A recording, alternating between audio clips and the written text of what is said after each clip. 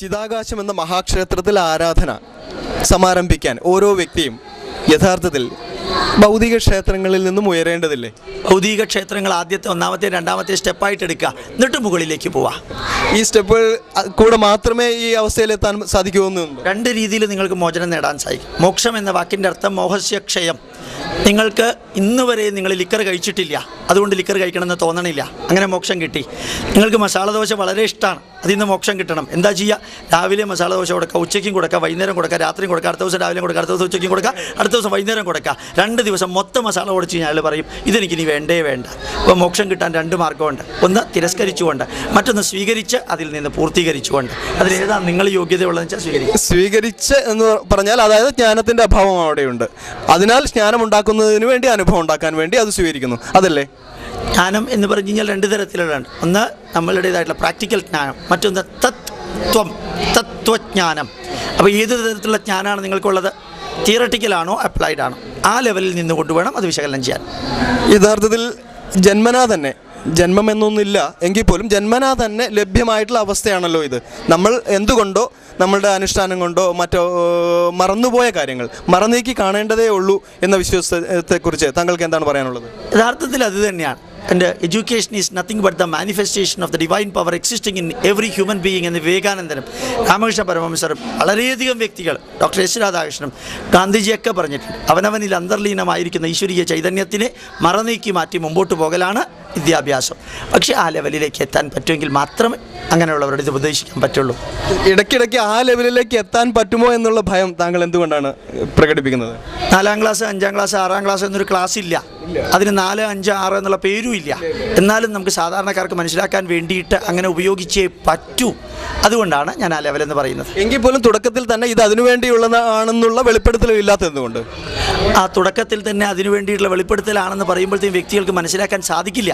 മനസ്സിലാകുന്ന തലത്തിൽ നിന്നുകൊണ്ടല്ലാതെ മനസ്സിലാക്കാതിനെ പറയാൻ സാധ്യമല്ല. ചെറിയൊരു ഗ്ലോബ് വെച്ചിട്ടാണ് ഭൂമിയെ ആദ്യം പഠിപ്പിക്കുക. കുറേ കൂടി ഉയർന്നു കഴിഞ്ഞാൽ മാപ്പ് വെച്ച് പഠിപ്പിക്കാം, കുറേ കൂടി ഉയർന്നു കഴിഞ്ഞാൽ ഇൻസാറ്റ് പിക്ചർ വെച്ച് പഠിപ്പിക്കാം. പക്ഷേ ഇതൊന്നും ഉൾക്കൊള്ളാൻ സാധിക്കാത്തവന് ഒരു പക്ഷേ മനോമണ്ഡലത്തിലൂടെ ധ്യാനിച്ച് കണ്ടുപിടിക്കാൻ പറയേണ്ടി വരും. അപ്പോൾ പല ലെവലിലുള്ളവർക്ക്, വീണ്ടും ഞാൻ അതേ വാക്ക് ഉപയോഗിക്കും, പല തലങ്ങളിലുള്ള വ്യക്തികൾക്ക് പല തലങ്ങളാണ് വേണ്ടത്. ഉയരത്തിലേക്ക് പോകുമ്പോൾ നിങ്ങൾക്കറിയാം, റോട്ടിൽ കൂടെ നിങ്ങൾ കാർ ഓടിക്കുമ്പോൾ ഇടതുവശത്ത് കൂടെ പോകണം. മഞ്ഞ ലൈൻ ക്ലോസ് ചെയ്യരുത്. ആകാശത്ത് കൂടെ വിമാനം ഓടിക്കുന്ന വ്യക്തിക്ക് ഇടതുവശം ഇല്ല, 4 കൂടി വഴിയില്ല, അവിടെ റെഡ് സിഗ്നൽ ഇല്ല. You are going straight. ഉയർന്നു കഴിഞ്ഞാൽ ഈ നിയമങ്ങളൊന്നും അവിടെ ബാധകമാവുന്നില്ല. വീണ്ടും ഞാനൊരു ചോദ്യം കൂടി ചോദിക്കുകയാണ്. എവറി ഹ്യൂമൻ ബീയിങ് എന്നുള്ള ലിമിറ്റേഷൻ കൊണ്ടുവരാൻ കാരണം എന്താണ്? എവറി ഹ്യൂമൻ ബീയിങ് എന്ന് പറയുമ്പോൾ 16 ലക്ഷം തരത്തിലുള്ള ജന്തുക്കളിൽ ചിരിക്കാനും ചിന്തിക്കാനും പാസ്റ്റ്, പ്രസൻറ്റ്, ഫ്യൂച്ചർ എന്നുള്ള നിലയിലും വിലയിരുത്താനും സാധിക്കുന്ന ഒരേ ഒരു ജന്തുവാണ് മനുഷ്യൻ. ആ മനുഷ്യനിലുള്ളതാണ് മനഃ, മൻ.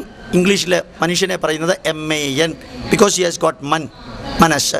അപ്പം മനസ്സ് എന്ന പ്രക്രിയ ഭൂതകാലത്തെയും വർത്തമാനകാലത്തെയും ഭാവി കാലത്തെയും വിശകലനം ചെയ്യാൻ നമ്മളെ നിർബന്ധിതമാക്കുന്നു. മറ്റൊരു ജീവിക്കും അതില്ല. അതുകൊണ്ടാണ് മനുഷ്യൻ എന്ന ജീവിയെക്കുറിച്ച് മാനവരാശിക്ക്, അല്ലെങ്കിൽ each and every human being, each and every individual എന്ന് പ്രത്യേകം എടുത്ത് പറയുന്നത്. അല്ല, ഞാൻ ഉദ്ദേശിച്ചതല്ല, ഞാനൊരു മനുഷ്യനാണ് എന്നുള്ള എൻ്റെ തോന്നൽ വർജിക്കേണ്ടതല്ലേ? വർജിച്ച് കഴിഞ്ഞിട്ട് മറ്റുള്ളവരെ പോലെ ആകാൻ ശ്രമിക്കുകയാണെങ്കിൽ അതൊക്കെ റീഡിഫൈൻ ചെയ്യേണ്ടിയിരിക്കും. ഞാൻ മനുഷ്യനാണ് എന്ന തോന്നൽ ആദ്യം മാറ്റിയാൽ പിന്നെ മാറേണ്ടത് മനുഷ്യനുള്ള പ്രത്യേകതകളെല്ലാമാണ്. ഇപ്പം നിങ്ങളിട്ടിരിക്കുന്ന ബനിയനും പാൻറ്റും ആദ്യം മാറ്റണം. പറ്റാൻ സാധിക്കുമെങ്കിൽ ഗോ ഹെഡ്. വിവസ്ത്രനാവേണ്ടതുണ്ടോ? എനിക്കറിഞ്ഞൂടാ. അങ്ങയുടെ തീരുമാനം എന്താണ് അതനുസരിച്ചിരിക്കുന്നു, അങ്ങയുടെ കാര്യം. ശരി തന്നെ. എങ്കിലും ഞാൻ ഉദ്ദേശിക്കുകയാണ്, ക്ഷേത്ര പരിപാലനം അതാണല്ലോ ഇന്നത്തെ വിഷയം. ക്ഷേത്ര പരിപാലനവും ധർമ്മപരിപാലനവും യഥാർത്ഥത്തിൽ 2 1 തന്നെയാണോ? അല്ല, ക്ഷേത്ര പരിപാലനത്തിലൊരു ധർമ്മമുണ്ട്. ഓരോരുത്തർക്കും ഒരു ധർമ്മമുണ്ട്. ഏതാ ധർമ്മം? അമ്മയ്ക്കൊരു ധർമ്മമുണ്ട്, മാതൃധർമ്മം. അച്ഛനൊരു ധർമ്മമുണ്ട്, പിതൃധർമ്മം. മകനൊരു ധർമ്മമുണ്ട്, പുത്രധർമ്മം. മന്ത്രിമാർക്കൊരു ധർമ്മമുണ്ട്, മാത്യധർമ്മം. ആചാര്യനൊരു ധർമ്മമുണ്ട്. ഈ ധർമ്മം അതാത് വിഷയങ്ങളിൽ കൈകാര്യം ചെയ്യുന്നവർ. മരം വെട്ടുന്ന വ്യക്തിക്കൊരു ധർമ്മമുണ്ട്. അയാൾ വെറുതെ മരം വെട്ടി താഴത്തേക്കിടില്ല. താഴത്ത് ആരും ഇല്ലല്ലോ എന്ന് ഉറപ്പ് വരുത്തിയതിന് ശേഷമേ മരത്തിൻ്റെ കഷ്ണം താഴത്തേക്കുള്ളൂ. അയാൾക്കൊരു ധർമ്മമുണ്ട്. അങ്ങനെ ക്ഷേത്രം കൈകാര്യം ചെയ്യുന്ന വ്യക്തികൾക്ക് അവരുടേതായിട്ടുള്ള ധർമ്മമുണ്ട്. ആ ധർമ്മത്തിന് അപ്പുറത്തേക്ക് കടന്ന് പോകുന്ന വ്യക്തിക്ക് ഇത് ഒഴിവാക്കാവുന്നതാണ്. അപ്പുറത്തേക്ക് കടക്കാനുള്ള അവസ്ഥകൾ നിഷേധിക്കപ്പെട്ടു പോകുന്നില്ലേ എന്നാണ് എൻ്റെ ചോദ്യം. ആര് നിഷേധിച്ചു?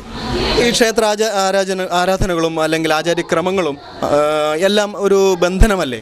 ആ ബന്ധനം കൊണ്ട് ചിലത് നേടാൻ സാധിക്കുമെങ്കിൽ അത് കൂടിയേ തീരൂ. റോട്ടിൽ കൂടെ പോകുമ്പോഴത്തേക്ക് ഇടതുവശത്ത് കൂടെ വണ്ടി ഓടിക്കുക എന്നുള്ളത് ബന്ധനമാണെന്ന് തോന്നുകയാണെങ്കിൽ വലതുവശത്ത് കൂടെ ഓടിക്കുക, കോൺസിക്വൻസ് അനുഭവിക്കണം. ശരി തന്നെ, തികച്ചും ശരി തന്നെ, സംശയമില്ലാത്ത കാര്യം. എങ്കിലും വീണ്ടും മാനസികമായിട്ടുള്ള അല്ലെങ്കിൽ ദക്ഷിണാപരമായ പുരോഗതി ലഭിക്കേണ്ടവർക്ക് ക്ഷേത്രാരാധനയിലൂടെ വന്ന് ആരാധനക്രമങ്ങൾ കണ്ടും അനുഭവിച്ചും മനസ്സിലാക്കിയും വന്ന ആളുകൾക്ക് വീണ്ടും ഒരു ഉപരിപഠനത്തിനുള്ള അവസ്ഥ എങ്ങനെയാണ് കിട്ടുന്നത്? മനസ്സിൽ ഇച്ഛാശക്തി ഉണ്ടാകണം, അതിനെ കൺവെർട്ട് ചെയ്ത് ജ്ഞാനശക്തിയാക്കണം, ഈ ജ്ഞാനശക്തിയെ ക്രിയാശക്തിയാക്കി മാറ്റണം.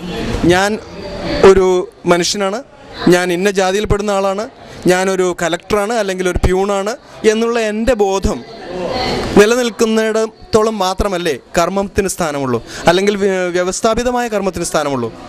ഈ കർമ്മം കൊണ്ട് മനുഷ്യന് പ്രയോജനപ്പെടുന്നതാണെങ്കിൽ വ്യവസ്ഥാപിതമോ അവ്യവസ്ഥാപിതമോ ആയിട്ടുള്ളത് എടുക്കുക.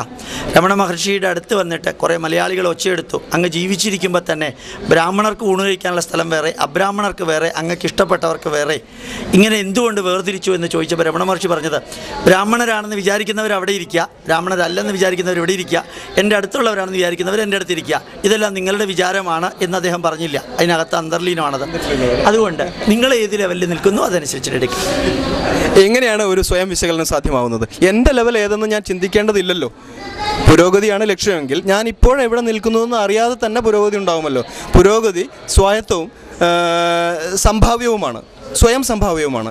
എങ്കിൽ പിന്നെ ഞാൻ എന്തിനാണ് മനോവ്യാകുലപ്പെടുന്നത് ഇങ്ങനെ ആലോചിച്ചിട്ട്? ഇത്രയും വ്യക്തമായ രീതിയിൽ മലയാളം പ്രയോഗിക്കാൻ നിങ്ങൾക്ക് എങ്ങനെയാണ് സാധിച്ചത്? നിങ്ങൾ മലയാള പ്രയോഗത്തിൽ പുരോഗതി നേടിയതുകൊണ്ടാണ്. ആ പുരോഗതി ഇല്ലായിരുന്നെങ്കിൽ നിങ്ങൾ ഈ ചോദിക്കുന്ന ചോദ്യങ്ങൾ ഇവർക്ക് ആർക്കും മനസ്സിലാവില്ല, ഞാൻ പറയുന്ന വാക്കുകൾ മനസ്സിലാവില്ല. അപ്പോൾ പുരോഗതി വിജ്ഞാനമണ്ഡലത്തിലാണോ, ജ്ഞാനമണ്ഡലത്തിലാണോ, ഭൗതികത്തിലാണോ, സമ്പത്തിലാണോ, അല്ല ശരീരത്തിൻ്റെ ആരോഗ്യത്തിലാണോ, മനസ്സിൻ്റെ വികസനത്തിലാണോ, മറ്റുള്ളവരുമായി ബന്ധപ്പെടുന്നതിലാണോ, IASകാരൻ്റേതായിട്ടുള്ള പ്രൊഫഷണൽ ക്വാളിറ്റിയിലാണോ, ഡോക്ടറുടെ പ്രൊഫഷണൽ ക്രൈറ്റീരിയയിലാണോ? ഈ പുരോഗതി ഒന്നല്ല, പല പുരോഗതികളുടെയും ആകത്തുകയാണ് മനുഷ്യൻ്റെ പുരോഗതി. എന്തായാലും മനുഷ്യൻ്റെ സാംസ്കാരിക അഭ്യുന്നതിക്ക് കേരളത്തിലെ ക്ഷേത്രങ്ങൾ അല്ലെങ്കിൽ ഈ ലോകത്തിലെ തന്നെ ക്ഷേത്രങ്ങൾ വളരെ ഉപകരിക്കും എന്ന് തന്നെയാണോ താങ്കളുടെ വിശ്വാസം? ഏത് സ്ഥാപനവും അതിൻ്റേതായിട്ടുള്ള ഒരു റോളുണ്ട്. അത് ഉപകരിക്കുന്നില്ലെങ്കിൽ അതുകൊണ്ടുള്ള പ്രയോജനമില്ല, ഉപകരിക്കുന്നുവെങ്കിൽ ഇറ്റ് ഈസ് എക്സലൻറ്റ്. അപ്പോൾ ഉപകരിപ്പിക്കേണ്ടത് അതുമായിട്ട് ബന്ധപ്പെട്ടവരാണ്. ശരി തന്നെ. വീണ്ടും ഞാൻ ഒരു ചോദ്യം ചോദിക്കുകയാണ്, അതായത് മതത്തിനുപരിയായി ദൈവവിശ്വാസമുണ്ടോ? മതത്തിനുപരിയായിട്ടാണ് ശരിക്കും ദൈവവിശ്വാസം. ഇത് മതത്തിൻ്റെ കുടുക്കിൽപ്പെട്ടിരിക്കുകയാണ്. ഈശ്വരൻ എന്ന ചൈതന്യം ഏക ഏവഹി ഭൂതാത്മാ ഭൂതേ ഭൂതേ വ്യവസ്ഥിത, സർവ്വചരാചരങ്ങളിലുമുള്ള ഈശ്വരനെ റിയലൈസ് ചെയ്യാൻ സാധിക്കുന്ന നിമിഷം മതം ഒഴിവാക്കാം. പക്ഷേ മതം ഈശ്വരനെക്കുറിച്ചുള്ള വീക്ഷണം ചിലർ എഴുതിയിരിക്കുന്ന വരികളാണ്. മതം എന്ന വാക്കിൻ്റെ അർത്ഥം തന്നെ ഒപ്പീനിയൻ. ഭഗവത്ഗീതയിൽ ശ്രീകൃഷ്ണൻ 17 സ്ഥലത്ത് മതം എന്ന വാക്ക് ഉപയോഗിക്കുന്നുണ്ട്. യഥാർത്ഥത്തിൽ മതം എന്ന് പറയുമ്പോൾ എൻ്റെ വീക്ഷണമാണ്, എൻ്റെ ഒപ്പീനിയനാണ്. അതിൽ നിന്ന് അപ്പുറത്തേക്ക് പോകാൻ സാധിച്ചാൽ എക്സലൻറ്റ്, സാധിക്കുന്നത് വരെ അതിനുവേണ്ടി വേണമെങ്കിൽ പ്രാർത്ഥിക്കാം.